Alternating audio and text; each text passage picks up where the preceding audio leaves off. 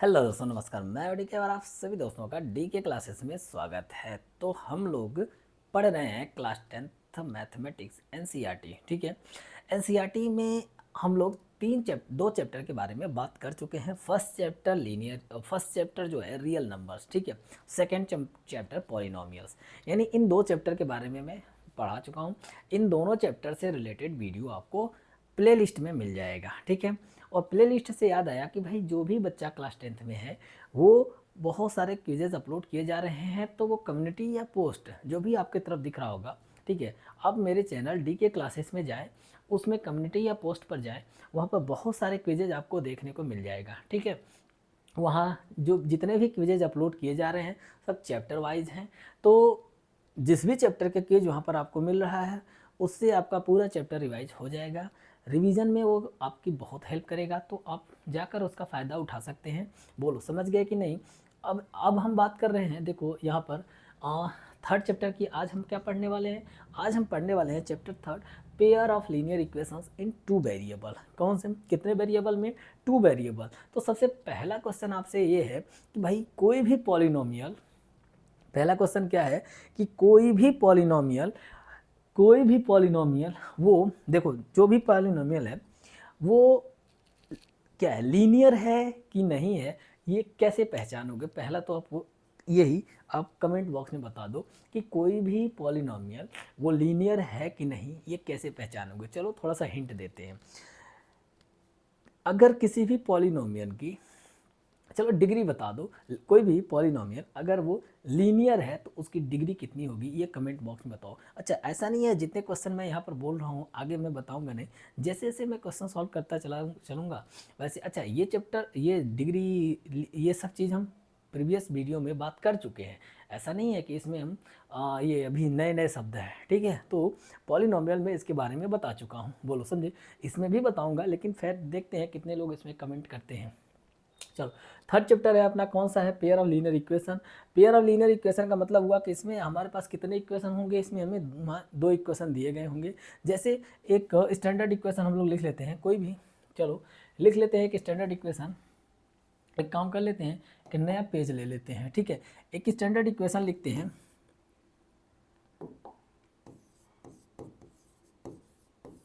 एक standard equation हम लोग लिख ले रहे हैं, स्टैंडर्ड इक्वेशन, ठीक है।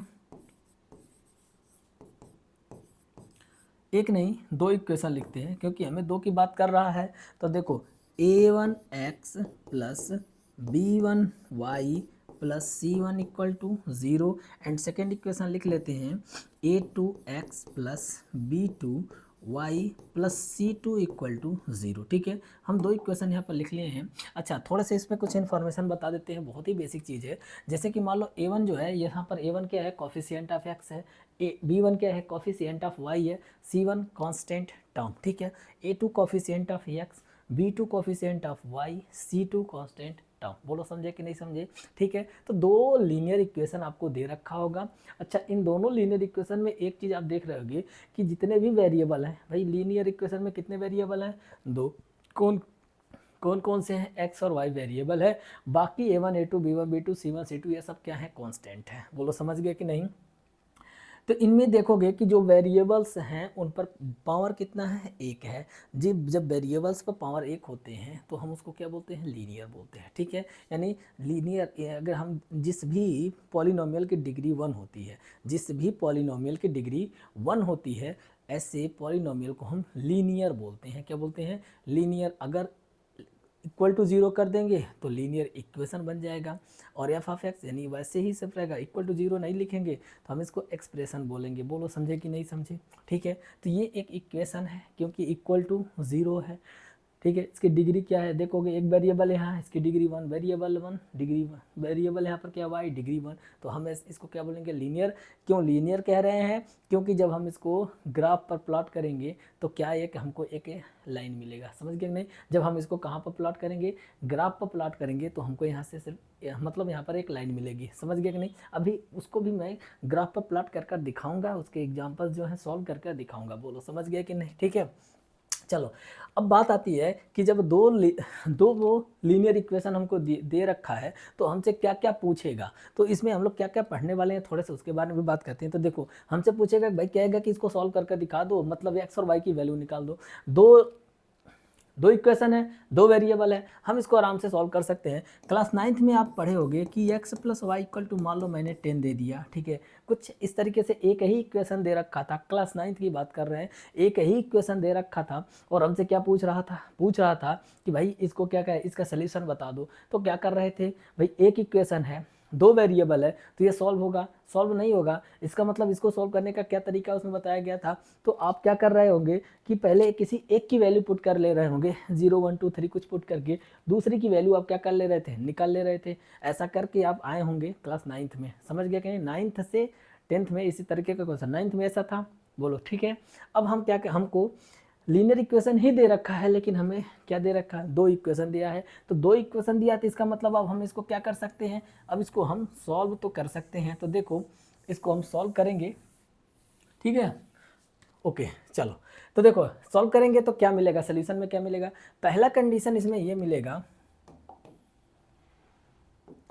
पहला कंडीशन इसमें ये मिलेगा कि दोनों लाइन आपस में एक दूसरे को इंटरसेक्ट करे, कुछ इस तरीके से। जब दोनों लाइन आपस में इंटरसेक्ट करेगी, मतलब समझ गया कि नहीं, ये इक्वेशन का लाइन ड्रॉ करेंगे, मान लेते हैं ये है, और दूसरे वाले का मान लेते हैं ये है, तो दोनों आपस में जब इस तरीके से एक दूसरे को इंटरसेक्ट करेगी तो हम क्या बोलेंगे कि ये लाइन एक दूसरे को क्या कर रही है, इंटरसेक्ट कर रही है, ठीक है।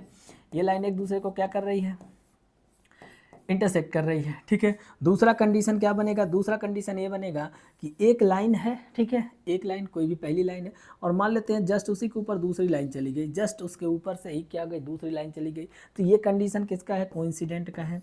यानी एक लाइन दूसरे लाइन के ऊपर क्या कर गई है, ओवरलोड, सुपर इम्पोज कर गई, ठीक है। यानी एक दूसरे के ऊपर वो क्या कर गई है, एक दूसरे के ऊपर सुपर इम्पोज करके, मतलब कोइंसिडेंट इसको हम बोलते हैं। इस कंडीशन को क्या बोलते हैं, इस कंडीशन को बोलते हैं कि एक लाइन दूसरे लाइन के ऊपर क्या कर गई, कोइंसिडेंट कर गई, ठीक है, ठीक है। तीसरा कंडीशन क्या बनता है, थर्ड कंडीशन जो है, थर्ड कंडीशन की अगर हम बात करें तो देखो, थर्ड कंडीशन क्या बनता है, थर्ड कंडीशन की बात करते हैं तो दोनों लाइन एक दूसरे के क्या निकल जाए, पैरेलल निकल जाए, बोलो समझे कि नहीं। जब दोनों लाइन एक दूसरे के पैरेलल निकल जाती है तो एक, तब इसको हम क्या बोलते हैं, भाई ये तो पैरेलल है, सीधी सीधा पता चल रहा है। जब भी आप रेल की पटरियों को देख रहे होंगे तो दोनों आपस में पैरेलल दिख रही होगी। तो रेल की पटरियाँ पैरेलल होती हैं, वो आपस में कहीं इंटरसेक्ट नहीं करती हैं, ये भी आपस में कहीं इंटरसेक्ट नहीं करेंगी। रेल की पटरियाँ अगर आपस में इंटरसेक्ट कर गई तो काम गड़बड़ हो जाएगा। लेकिन ये पैरेलल लाइन का मतलब ये होता है ये आपस में कहीं पर भी इंटरसेक्ट नहीं करती हैं। इसका मतलब देखो, जब दो लाइन किसी एक पॉइंट पर इंटरसेक्ट करती है, जब दो लाइन किसी एक पॉइंट पर इंटरसेक्ट करती है तो हम इसको क्या बोलते हैं, तो हम कहेंगे कि इन दोनों लाइन के कितने सोल्यूशन होंगे, तो ओनली वन सोल्यूशन। क्या हो जाएगा, ओनली वन सोल्यूशन, ठीक है, ओनली वन सोल्यूशन, ठीक है। और जब किसी भी पेयर ऑफ लीनियर इक्वेशन के सिर्फ और सिर्फ एक सोल्यूशन हो तो हम ऐसे इसको बोलते हैं कि इसके पास कैसा सोल्यूशन है, ये यूनिक सोल्यूशन है। कैसा सोल्यूशन है, यूनिक। वैसे भी आप पढ़े होंगे क्या कि किसी भी चीज़ को यूनिक हम तभी बोलते हैं जब वो इकलौता हो, ठीक है। यूनिक कब बोलते हैं, जब वो इकलौता हो। जैसे कि हम अर्थ को क्या बोलते हैं, यूनिक प्लेनेट बोलते हैं। क्यों बोलते हैं अर्थ को यूनिक प्लेनेट, क्योंकि अर्थ पर लिविंग ऑर्गेनिज्म है, ठीक है। और ऐसा और कोई प्लेनेट अभी तक फिलहाल नहीं मिला है जहाँ पर लिविंग ऑर्गेनिज्म पाए गए हों। फिलहाल आगे कहीं मिले ना मिले वो बात की बात है, अगर हम प्रेजेंट टाइम की बात करें तो अब तक तो कहीं नहीं मिला है, ठीक है। इस वजह से अर्थ को यूनिक प्लेनेट कहते हैं, बोलो समझे। यूनिक का मतलब दो लाइन आपस में एक पॉइंट पे इंटरसेक्ट करेंगे तो इसका भी एक ही, सिर्फ और सिर्फ एक सोल्यूशन होगा, और एक सोल्यूशन होगा, इसलिए हम इसको क्या बोलेंगे, यूनिक सोल्यूशन बोलेंगे, ठीक है। जब दोनों लाइन एक दूसरे के ऊपर यानी सुपर इम्पोज कर जाए, मतलब एक दूसरे के ऊपर से चली जाए, समझ गया कि नहीं, तो हम उसको क्या बोलते हैं, कोइंसिडेंट बोलते हैं। और इसमें बताओ इसमें कितने सोल्यूशन होंगे, तो देखोगे तो हर एक जगह पर तो एक दूसरे को इंटरसेक्ट कर रही हैं, यानी एक दूसरे को इनफाइनाइट टाइम्स क्या कर रही हैं, इंटरसेक्ट कर रही हैं। इसका मतलब इसके कितने सोल्यूशन होंगे, इनफाइनाइट मेनी सोल्यूशन। कितने हो जाएंगे, इनफाइनाइट मेनी सोल्यूशन, ठीक है। इनफाइनाइट मेनी सोल्यूशन हो जाएगा इसका। कितने सोल्यूशन हो जाएगा, इनफाइनाइट मेनी सोल्यूशंस। बोलो समझेंगे कि नहीं, ठीक है, समझ गए, एक चीज़ समझ में आ गया होगा। उसके बाद से जब दोनों एक दूसरे के पैरेलल होंगी तब क्या होगा, जब एक दूसरे के पैरेलल होंगी तो इसके कितने सोल्यूशन होंगे, तो देखो इसके नो सोल्यूशन होंगे। कितने सोल्यूशन होंगे, कोई भी सोल्यूशन इसका नहीं होगा। क्यों नहीं होगा? क्योंकि ये कहीं पर भी एक दूसरे को इंटरसेक्ट नहीं करेंगे, इस वजह से इसके कोई सोल्यूशन नहीं होगा। बोलो इतनी चीज़ समझ में आ गया कि नहीं आ गया? थोड़े से अच्छा एक चीज़ ये बताओ, जब ये दोनों लाइन हमको दे रखा होगा, यानी ये दोनों लाइन का इक्वेशन हमें दे रखा है, तो क्या हम इनको देख कर ये कंडीशन बता देंगे इनमें से कि कौन सोल्यूशन है, नहीं है, इंटरसेक्ट कर रही है कॉन्सिडेंट? क्या हम ये बता पाएंगे? हम बिल्कुल नहीं बता पाएंगे। इसका मतलब क्या? इसका मतलब देखो, बताने के लिए हम कब बता पाएंगे? जब हम इनका क्या करेंगे, ग्राफ प्लाट करेंगे। तो पहला क्वेश्चन आपको ग्राफ प्लाट करने वाला आएगा, ठीक है।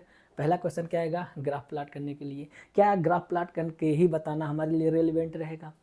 नहीं ना, यह नहीं। इसके लिए कोई ना कोई ऐसा एक कंडीशन होना चाहिए जिसको सिर्फ हम लाइन को ही देख कर बता दें कि ये इंटरसेक्ट कर रहा है या कॉन्सिडेंट है या पैरेलल है। बोलो ऐसा हो सकता है? हाँ बिल्कुल ऐसा भी है। तो नेक्स्ट टाइप का क्वेश्चन जो होगा इसी तरीके का बनेगा, यानी दो लाइन देगा और उसमें कंडीशन आपको कहेगा कि भाई कंडीशन स्टेबलाइज करो, कंडीशन से बताओ कि ये पैरेलल है कि कॉन्सिडेंट है कि इंटरसेक्टिंग है। ठीक है, समझ गया कि नहीं? इस तरीके से आगे हम बात करेंगे विथ एग्जाम्पल, ठीक है। अभी बस एक समझो एक कॉन्सेप्ट चल रहा है, समझ गया कि नहीं? बस थोड़ा सा हम इसमें कॉन्सेप्ट अभी डिस्कस कर रहे हैं ताकि आगे जब क्वेश्चन सॉल्व करें तो कम से कम बैकग्राउंड में ये चीज़ तो आपको पता रहना चाहिए कि हाँ ऐसा कुछ हमने, यानी ये होता है तो ऐसे ऐसे चीज़ें हैं, यानी ऐसा कंडीशन है तो इसको ऐसे सॉल्व करेंगे। बोलो समझ गया कि नहीं? ठीक है, आगे बढ़ें। देखो, तो हमने बात कर लिया कि आज की इंटरसेक्टिंग है तो यूनिक सोल्यूशन वगैरह का बात हो गया। अच्छा एक चीज़ और बता दें, थोड़ा सा क्या है कि हमको एक चीज़ पूछता है कि कंसिस्टेंट है कि इनकन्सिस्टेंट है, ठीक है। हमसे क्या पूछता है? कंसिस्टेंट और इनकंसिस्टेंट पूछता है, ठीक है। तो देखो कंसिस्टेंट क्या है, इनकंसिस्टेंट क्या होता है? इनकंसिस्टेंट, पहले तो कंसिस्टेंट क्या होता है? कंसिस्टेंट का मतलब होता है कि जब दो पेयर ऑफ कोई भी दो लीनियर इक्वेशन, जब उसके कम से कम एक सोल्यूशन हो, यानी at least to pair of linear equation have at least one, यानी हैज़ एटलीस्ट वन सोल्यूशन, यानी दो पेयर ऑफ लीनियर इक्वेशन के कम से कम एक सोल्यूशन है, तो वो क्या कहलाएगा? क्या कहलाएगा? कंसिस्टेंट कहलाएगा। क्या कहलाएगा? कंसिस्टेंट कहलाएगा।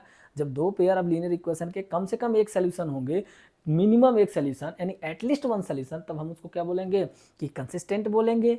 एटलीस्ट वन है तो वन से ज़्यादा है तब भी वो कंसिस्टेंट कहलाएगा, ठीक है। मान लो इन्फाइनाइट मेनी सोल्यूशन है तब भी वो कंसिस्टेंट कहलाएगा। बोलो समझ गया कि नहीं? और अगर उसके कोई भी सोल्यूशन नहीं है तो मतलब वो क्या कहलाएगा? वो pair of linear equation inconsistent कहलाएगा। चलो लिखते चलते हैं, लिखते चलेंगे तो थोड़ा ज़्यादा सही रहेगा, ठीक है। एक काम कर लेते हैं, थोड़ा सा हम इसको चेक कर लेते हैं कि प्रॉपर तरीके से सब कुछ दिख रहा है कि नहीं दिख रहा है, उसके बाद से आगे कंटिन्यू करते हैं। हाँ ठीक है, चलो ओके। देखो, तो क्या बात कर रहे थे? कंसिस्टेंट बोल रहे थे। अब देखेंगे कि देखो इसके कम से कम एक सोल्यूशन तो है ही। किसकी एक सोल्यूशन है? जब दो लाइन आपस में एक दूसरे को इंटरसेक्ट करेंगी तो उसके तो एक सोल्यूशन आएंगे ही आएंगे। तो इसको हम क्या बोल सकते हैं? कहेंगे कि कंसिस्टेंट, कंसिस्टेंट। तो ये पेयर ऑफ लीनियर इक्वेशन क्या है? कंसिस्टेंट है। अच्छा, जब इनफाइनाइट मेनी सोल्यूशन होगा तब भी उसको हम क्या कहेंगे? कंसिस्टेंट कहेंगे। क्या कहेंगे? कंसिस्टेंट कहेंगे, कंसिस्टेंट कहेंगे, ठीक है। बोलो समझे क्या? अच्छा, जब उसके कोई भी सोल्यूशन नहीं रहेंगे तब हम उसको क्या बोलेंगे? उसको बोलेंगे इनकंसिस्टेंट। क्या बोलेंगे? इनकंसिस्टेंट, ठीक है। क्या बोलेंगे? इनकंसिस्टेंट, कंसिस्टेंट, ठीक है। क्या बोलेंगे? इनकंसिस्टेंट। बोलो इतने पॉइंट समझ में आ गया होगा, ये पॉइंट आपको अच्छे से समझ में आ गया होगा, ठीक है। अच्छा अभी देखो हम क्या है कि ग्राफ प्लाट करके भी दिखाएंगे, ठीक है। फिलहाल हम एक काम कर लेते हैं, पहले हम ऐसे कंडीशन की बात कर लेते हैं कि दो लीनियर इक्वेशन को देखकर ही हम बता दें कि ये क्या है, कि एक दूसरे को इंटरसेक्ट कर रही है या कॉन्सिडेंट है या पैरेलल है। बोलो समझे कि नहीं? तो हम यहीं पर ही इसके कंडीशन लिख देते हैं ताकि आगे क्वेश्चन, हम आगे क्वेश्चन की प्रैक्टिस करेंगे फिलहाल, लेकिन हम सोच रहे हैं कि ये सारे पॉइंट एक ही जगह लिख दें ताकि आपको इजीली याद हो जाए। समझ गए कि नहीं? हो जाएगा इतने में? चलो देखते हैं, ठीक है। कंडीशन यहीं पे लिख देते हैं। एक काम कर लेते हैं ना, नेक्स्ट पेज ले लेते हैं, ज़्यादा सही रहेगा। चलो दूसरा पेज, हम सोचे थे एक ही जगह आ जाए तो ज़्यादा सही है। हाँ, अगर एक ही जगह आ जाए तो अच्छी बात है। ठीक है, देखें कोशिश करते हैं, अगर एक ही जगह आ जाए तो अच्छी बात है।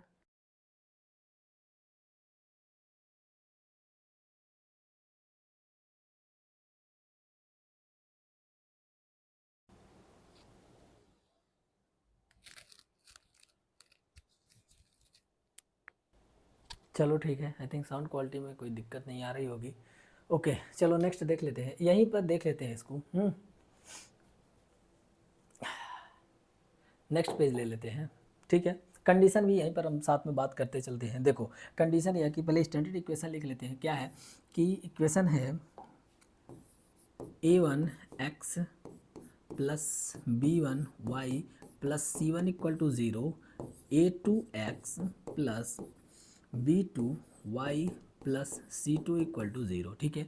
अब इनमें देखो, इनमें क्या रिलेशन ऐसा होता है कि जिससे हम देखते ही बता दें कि ये दोनों लाइन एक दूसरे को इंटरसेक्ट कर रही है या कोइंसिडेंट है या पैरेलल है। तो पहला कंडीशन हम लोग क्या पढ़े थे, पहला कंडीशन हम लोग पढ़े थे, पढ़े नहीं थे, पढ़ रहे हैं। देखो इनमें अगर ऐसा पहला इंटरसेक्टिंग है, कब इंटरसेक्टिंग होगी, जब a1/a2 नॉट इक्वल टू हो जाएगा b1/b2 के, ठीक है। तब हम कहेंगे ये लाइन क्या है, एक दूसरे को लाइन इंटरसेक्ट करेगी। ये लाइन एक दूसरे को क्या करेगी, एक दूसरे को इंटरसेक्ट करेगी, ठीक है। सेकेंड कंडीशन की अगर हम बात करें, जब a1/a2 equal to b1/b2 equal to c1/c2 हो, तब ये क्या हो जाएगी, ये दोनों लाइन कोइंसिडेंट हो जाएगी। क्या हो जाएगी, कोइंसिडेंट, ठीक है, कोइंसिडेंट। बोलो समझे कि नहीं। और जब ये लाइन, इन दोनों लाइन में थर्ड रिलेशन दिखेगा, कैसा कि a1/a2 equal to b1/b2 not equal to c1/c2, ठीक है। और ये अगर तीसरा रिलेशन दिख रहा है तो हम कहेंगे कि दोनों लाइन कैसी होगी, पैरेलल होगी, ठीक है। ये दोनों लाइन कैसी होगी, दोनों लाइन पैरेलल होगी, ठीक है। बोलो समझे कि नहीं। जब ये कंडीशन होता है तो अब हम यहाँ बात करें तो ये क्या हो जाएगा, कंसिस्टेंट होगी। ये क्या हो जाएगी, कंसिस्टेंट हो जाएगी, ठीक है, कंसिस्टेंट। ओके, क्योंकि इसमें एटलीस्ट एक सोल्यूशन तो मिलेगा ही। जब एक सोल्यूशन मिलता है तो उसको हम कंसिस्टेंट बोलते हैं। अच्छा, इसमें तो इनफाइनाइट मेनी सोल्यूशन मिलेगा, कोइंसिडेंट है, ठीक है। तो इनफाइनाइट मेनी सोल्यूशन, तो ये भी क्या हो जाएगा, ये भी कंसिस्टेंट हो जाएगा, कंसिस्टेंट, कंसिस्टेंट, ठीक है। ये भी क्या हो जाएगा, कंसिस्टेंट। और जब पैरेलल होगी तो उसको हम क्या बोलेंगे, इनकंसिस्टेंट, ठीक है, इनकंसिस्टेंट, ठीक है। कब इनकंसिस्टेंट कहेंगे, जब एक दूसरे के पैरेलल होगी। बोलो इतनी चीज़ समझ में आ गया। अब इतनी चीज़ समझ में आ गया तो आगे हम बढ़ जाते हैं, आगे देख लेते हैं। देखो यहाँ पर एक चीज़ दे रखा है, यहाँ पर है कुछ नोट्स हैं। इतनी चीज़ के बारे में हम बात कर चुके हैं। देखो इन सब चीज़ के बारे में हम लोग ऑलरेडी डिस्कस कर चुके हैं, ठीक है। नेक्स्ट की बात करते हैं तो ये चीज़ आपको मिल जाएगा एनसीईआरटी में, ठीक है। तो इससे कुछ एग्जाम्पल दे रखा है और उनके बारे में बताया है, समझ गया कि नहीं। देखो यहाँ पर कुछ एग्जाम्पल दे रखा है और उसके बारे में यहाँ पर रिलेशन बताया है, कौन कौन से कंडीशन पर क्या क्या बनता है। इन सभी कंडीशन के बारे में ऑलरेडी मैंने पीछे बता दिया है कि कब कहाँ पर कैसा सोल्यूशन होगा। पैरेलल है तो क्या है, कंसिस्टेंट है तो क्या, इनकंसिस्टेंट, इंटरसेक्टिंग, ठीक है। इन सब चीज़ के बारे में मैं बात कर चुका हूँ पीछे। यहाँ पर एग्जाम्पल है, अब इसको देखोगे तो आराम से समझ में आएगा। बोलो समझे क्या। नेक्स्ट अब हम सीधा आ जाते हैं एग्जाम्पल पर, ठीक है। अब हम क्या बात करते हैं कि इसमें कुछ एग्जाम्पल्स हैं, देख लेते हैं कि क्या है एग्जाम्पल। बोलो दिख रहा है, आई थिंक क्वेश्चन सही दिख रहा होगा। देखो क्या कह रहा है कि पेयर ऑफ, हाँ देखो, check graphically whether the pair of equation, यानी जो हमें यहाँ पर दो पेयर ऑफ इक्वेशन दे रखा है, इसको हमें कैसे चेक करना है, ग्राफ प्लॉट करके चेक करना है कि ये कौन सा है, ये कंसिस्टेंट है कि इनकंसिस्टेंट है, या मतलब देखो लिखा है ना कि is consistent if so solve them graphically. अगर ये कंसिस्टेंट है तो ग्राफिकली। कंसिस्टेंट के लिए मैंने क्या कंडीशन बता रखा था, कंसिस्टेंट के लिए, कंसिस्टेंट का डेफिनेशन ये है कि कंसिस्टेंट की मीनिंग ये है कि जब दो पेयर ऑफ लीनियर इक्वेशन कम से कम, जब दो पेयर ऑफ लीनियर इक्वेशन कम से कम एक सोल्यूशन रखते हों तब हम उन्हें कंसिस्टेंट बोलते हैं। बोलो समझे कि नहीं। इसका मतलब ये दोनों हो सकता है कि ये एक दूसरे को इंटरसेक्ट करें, या हो सकता है कि ये एक दूसरे को ओवरलैप करके निकल जाए, मतलब ओवरलैप कर जाए, मतलब समझ गए मैं, एक लाइन दूसरे लाइन के ऊपर से निकल जाए, तो इन दोनों केस में कंसिस्टेंट होगा। अगर ऐसा कंडीशन सेटिस्फाई कर रहा है तो हम कहेंगे, अगर ऐसा है तो ग्राफिकली चेक करने के लिए कह रहा है। चलो ग्राफ प्लॉट करते हैं पहले इसका, इसको हम किनारे कर देते हैं क्योंकि अभी इसकी ज़रूरत नहीं है, बस हमें क्वेश्चन की ज़रूरत है। तो क्वेश्चन हम यहाँ पर लिख लेते हैं। क्वेश्चन क्या है, 3x + 3y।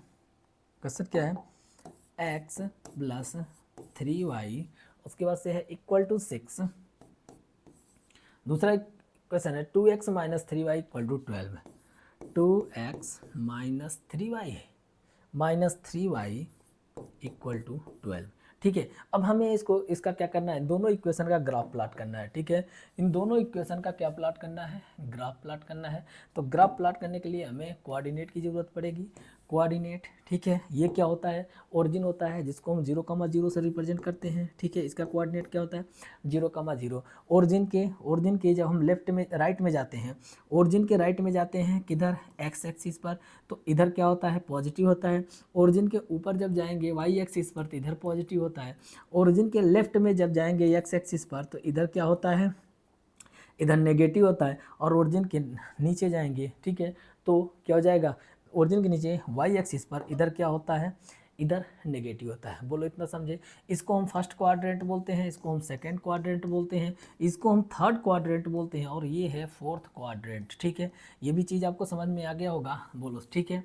चलो आगे हम लोग देखते हैं कि ग्राफ कैसे इसका हम प्लॉट करें। ठीक, देखो ग्राफ प्लॉट करने के लिए सबसे पहले हमें किसकी ज़रूरत पड़ेगी, सबसे पहले हमें कोऑर्डिनेट की ज़रूरत पड़ेगी। ठीक है, अब देखो यहाँ पर एक लाइन ये है, पहले हम इसी लाइन को लेकर, पहली लाइन को लेकर सॉल्व करते हैं। देखो पहली लाइन क्या दे रखा है, इसी को हम सॉल्व करते हैं। देखो ये है, ठीक, इसमें हम क्या करते हैं, देखो इक्वेशन क्या है, x + 3y इक्वल टू क्या है, 6 है। देखो पहला कोऑर्डिनेट फाइंड आउट करने के लिए हमें x = 0 पुट करना पड़ेगा। ठीक है, जब x = 0 पुट करेंगे तो ये वाली वैल्यू 0 होगी, तो 3y इक्वल टू क्या हो जाएगा, 3y = 6 हो जाएगा। 3y = 6, तो देखो 3 से कटेगा कितने बार में, 2 बार में, तो y की वैल्यू कितनी आ जाएगी, y की वैल्यू आ जाएगी 2। तो पहला कोऑर्डिनेट हमको क्या मिल जाएगा, 0,2 मिल जाएगा। बोलो इतनी चीज़ समझे कि नहीं। ठीक है, सेकंड कोऑर्डिनेट हमें फाइंड आउट करने के लिए क्या करना पड़ेगा, देखो x = 0 पुट किया, इस बार हम क्या करते हैं, y = 0 पुट कर लेते हैं। इस बार हम क्या करते हैं, y = 0 पुट करते हैं। तो y = 0 पुट करेंगे, तो y = 0 पुट करेंगे तो देखो क्या मिलेगा। जस्ट एक मिनट यार, थोड़ा सा हमें डाउट हो रहा है, साउंड क्वालिटी में कोई दिक्कत आ रही है।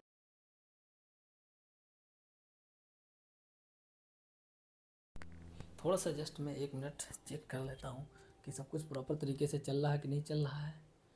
ठीक है, चलो आगे कंटिन्यू करते हैं।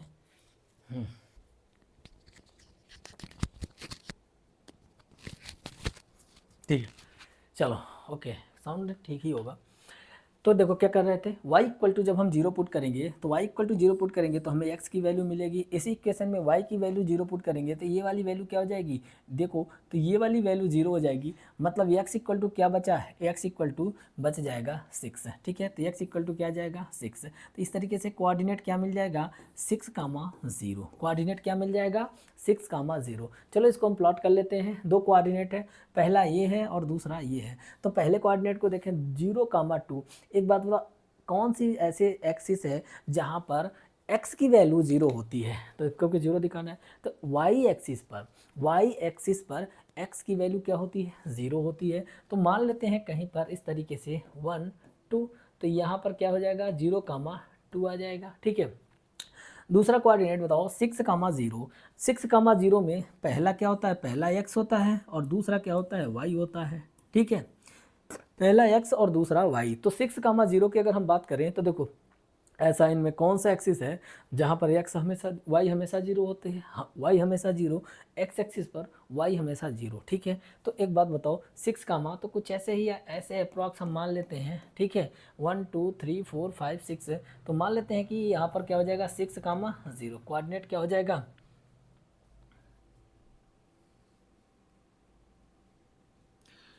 यहाँ का कोऑर्डिनेट क्या हो जाएगा, मान लेते हैं 6,0। ठीक है, तो 2 पॉइंट हमको मिल गए, एक पॉइंट ये मिला और एक पॉइंट ये मिला।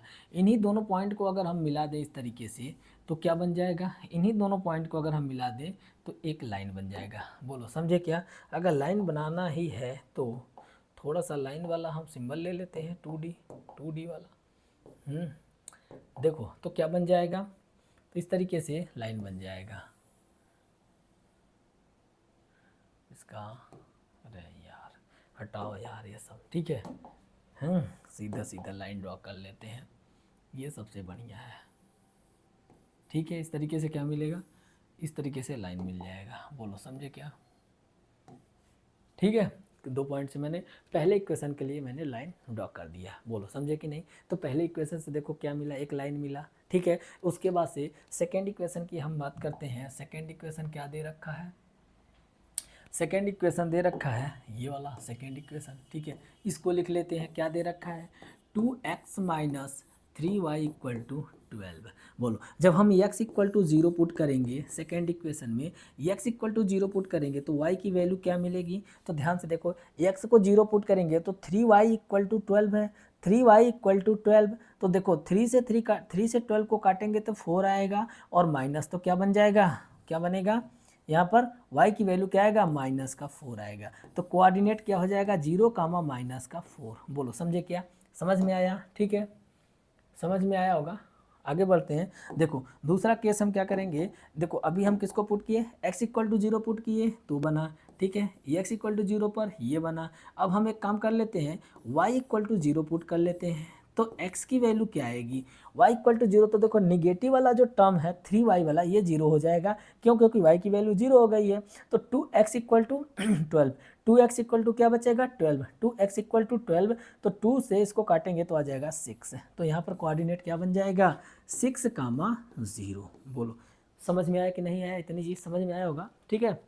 चलो अब यहाँ पर भी इसका भी ग्राफ प्लॉट कर लेते हैं, ठीक है। तो इसका ग्राफ देखते हैं। तो देखो पहला हमको क्या मिलेगा 0 कामा -4, माइनस तो इधर x एक्सिस पर 0 कामा -4 मतलब निगेटिव में जाना है, ठीक है। तो यहाँ पर क्या हो जाएगा, यहाँ हो जाएगा 0 कामा -4, ठीक है। तो ये वाला पॉइंट मिल गया। उसके बाद से सेकंड क्या है 6 कामा 0, एक्स एक्सिस पर 6 चलना है और वाई एक्सिस पर 0 चलना है, तो मतलब यही पॉइंट हो जाएगा। तो जब हम यहाँ पर लाइन खींचेंगे इस तरीके से, ठीक है, यहाँ लाइन ड्रॉ करेंगे तो हमको इस तरीके से मिल जाएगा। और देख रहे होगे कि दोनों के दोनों लाइन एक दूसरे को कहाँ पर इंटरसेक्ट कर रहे हैं, इस पॉइंट पर। और इस पॉइंट का कोऑर्डिनेट क्या है 0 कामा 6 है। इस पॉइंट का कोऑर्डिनेट क्या है 0 कामा 6। इसका मतलब जब इन दोनों इक्वेशन को सॉल्व करोगे तो x की वैल्यू क्या मिलेगी, x की वैल्यू 6 मिलेगी और y की वैल्यू क्या मिलेगी 0 मिलेगी। बोलो समझ में आया कि नहीं, सॉल्व कर कर देख लेना, x की वैल्यू 6 आएगी और y की वैल्यू 0। अब बात आती है कि भाई इसको सॉल्व कैसे करेंगे। उसके लिए मैं मेथड 2 मेथड मैं इसमें वीडियो में 3 मेथड बताने वाला हूँ और आपके सिलेबस में 2 मेथड है, एक एलिमिनेशन है एक सब्स्टिट्यूशन है, ठीक है।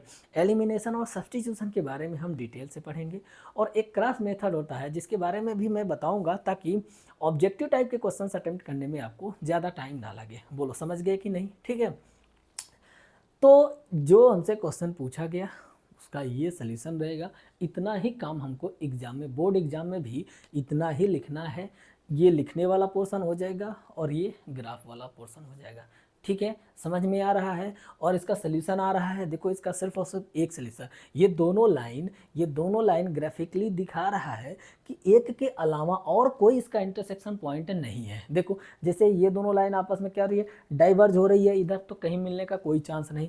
अगर देखें ये दोनों लाइन डाइवर्ज हो रही है, मिलने का कोई चांस नहीं। इसको भी आगे एक्सटेंड करेंगे, डाइवर्जिंग है, मिलने का कोई चांस नहीं। ऊपर भी आगे अगर देखेंगे तो डाइवर्ज हो रही है, मिलने का कोई चांस नहीं। कहने का मतलब एक के अलावा इसका और कोई सॉल्यूशन, एक के अलावा इसका और कोई इंटरसेक्शन पॉइंट नहीं है। इसका मतलब ये क्या है कि यूनिक सॉल्यूशन है। क्या है, यूनिक सॉल्यूशन। और एटलीस्ट वन सॉल्यूशन, मतलब एटलीस्ट क्या एक ही सॉल्यूशन है इसका, ठीक है, एक के अलावा और इसका कोई सॉल्यूशन नहीं है, तो इसलिए हम इसको यूनिक बोलेंगे। और ये कंसिस्टेंट है कि इनकंसिस्टेंट है, तो क्या हो जाएगा कंसिस्टेंट हो जाएगा। समझ में आया। अभी जस्ट इससे पहले मैंने इसीलिए सारी चीज़ पीछे बता रखा था ताकि कम से कम जब भी मैं बोलूँ तो आपको समझ में आए कि हाँ बोल क्या रहा हूँ, ठीक है। बोलो समझ में आया कि नहीं आया।